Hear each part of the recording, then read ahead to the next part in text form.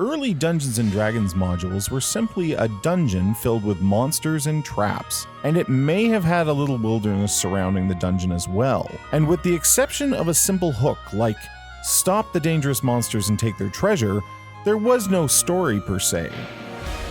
However, in 1984, things began to change.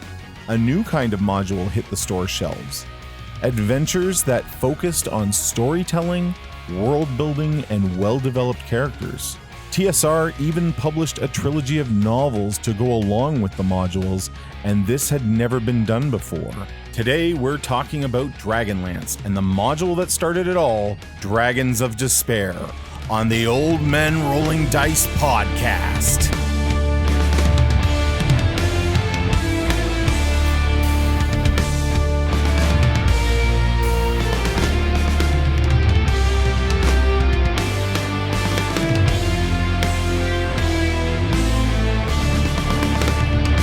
Old Men Rolling Dice is brought to you by CanadianDice.ca. Don't forget to use the OMRD code at checkout for a 10% discount off your entire order. Hey, this is DM Jeremy. Thank you so much for checking out the Old Men Rolling Dice podcast. Everyone is welcome at our table, and nostalgia is what we do. We talk about old school role-playing games, and as a result, we talk about Dungeons & Dragons a lot. I couldn't be more excited. Today, we're going to talk about Dragonlance. We're going to talk about Dragons of Despair, specifically the first module in the Dragonlance series. But first, I just want to go over a little bit of history and a little bit of background about the module. So Tracy and Laura Hickman came to TSR in 1982 to work as staff writers, and they had already self-published some modules. Maybe you've heard of them. A little thing called Rahazia and Pharaoh. In both of these adventures, you can see the influence of storytelling and well-developed characters, as opposed to sort of kick down the door dungeon exploration Dungeons & Dragons. The duo would also write the masterpiece Ravenloft while with TSR. Ravenloft is maybe best left, though, for another day to discuss. While driving cross-country from Utah to TSR in Wisconsin, they came up with this idea of Dragonlance, the Dragonlance universe. They discussed two ideas. First, an entire world used to support a storyline, and a world dominated by dragons. Was it fate? It might have been, because when they reached TSR, they learned that TSR wanted to develop a series of dragon-based role-playing adventures. Tracy Hickman pitched a series of 12 modules, each featuring a different dragon. This would be developed further and eventually become the Dragonlance setting. TSR would also step into the world of novels with this project. The novels would follow the adventures laid out in the D&D modules. Enter the talented Margaret Weiss, and Hickman and Weiss were chosen to write the novels that would go on to become known as the Dragonlance Chronicles. The first novel, Dragons of Autumn Twilight, was written after the completion of the first 4 Dragonlance modules. But Weiss and Hickman felt that this was constraining and made the novel feel too episodic. Moving ahead, the novels were completed first, before the related modules were written. I just want to take a moment here to tip my hat to the Dragonlance Chronicles trilogy. This series was so impactful in my life as far as from a reader's standpoint. Was not much of a reader, picked up these books, was hooked immediately, and taken away into a world of fantasy, magic, and adventure. And I can't recommend them enough. If you haven't read them, do yourself a favor, pick them up, give them a read. I think they still hold up. So Dragons of Despair is the first module of the series of modules for Dragonlance. And it was published in 1984, and readers and dungeon masters would immediately notice some differences from a standard Dungeons & Dragons module of the time. Let me read you one of the opening paragraphs. Dragonlance contains a story. Players generally will spend the first part of their play gathering information about their quest. This information will direct them to the sunken city of Zaxaroth, where the dungeon part of the adventure takes place. I think it's very telling that this module feels that it needs to state up front that Dragonlance contains a story. To me, this is a flag, and it's highlighting a shift in gaming. At this point, Dungeons & Dragons is 10 years old. The game is evolving from its wargaming roots, and it's becoming a way to tell stories, and I think this is proof of that.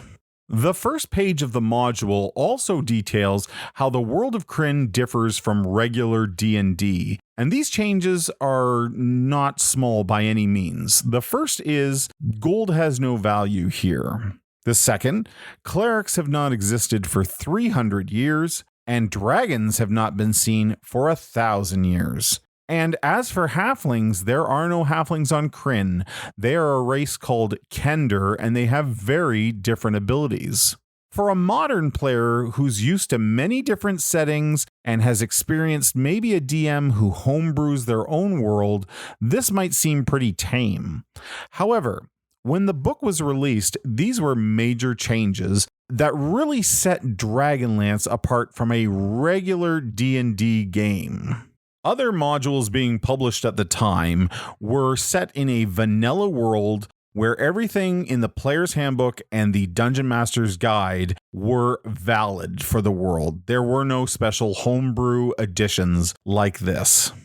This isn't to say that Dragons of Despair was a total departure from traditional modules. It still had a wilderness portion followed by a dungeon, and both were mapped out, and in both cases there were keyed locations on the maps with information in the corresponding key. Pretty standard stuff, right?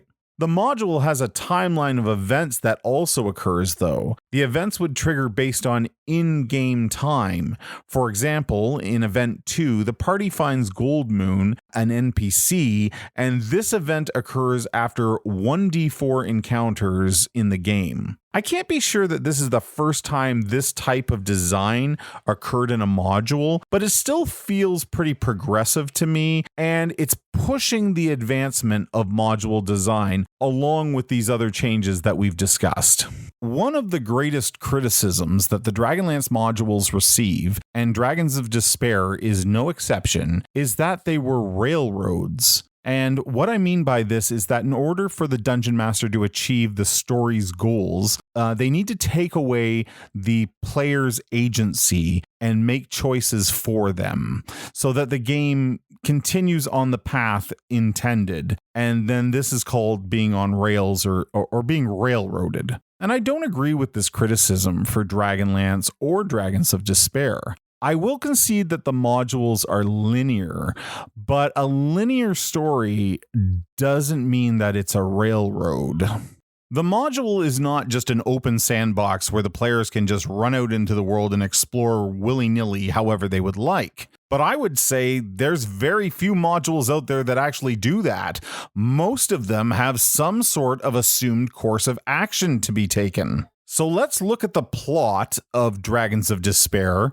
Let's look at the course of action to be taken. And then I'll give you some ideas and some tips on what I did to make sure that Dragons of Despair doesn't become this dreaded railroad that everyone is talking about. Let's start with the player characters themselves, because Dragons of Despair comes with pre-generated characters based off of the characters found in the novels by Tracy Hickman and Margaret Weiss. And I would say unless your players are very gung-ho to play these iconic characters from the novels, don't do it. I think it's a bit of a trap that you fall into a preconceived idea of the story because you're playing characters that you're familiar with from a novel. Instead, make your own characters and have them become the Dragonlance heroes. And if you'd like some tips on creating Dragonlance characters, go over to the Old Men Rolling Dice YouTube channel. We've got a video there called How to Create Perfect Dragonlance Characters, and we walk you through how to make a great character for a Dragonlance campaign using these modules. The storyline for Dragons of Despair begins with the PCs meeting in the settlement of Solus, and this is their home, and they've been away on individual quests to find signs of true clerics, because remember, there are no clerics in Krynn at this time. They've been gone for 5 years, and they've been unsuccessful in finding any signs of the true gods, the true clerics, and now they're coming back for a sort of homecoming. All right, so two real important parts of running this adventure. One, Solus is the player's home. It's not some random town that they've arrived in. They are coming home and they need to care about the town and they need to care about the people there in the town.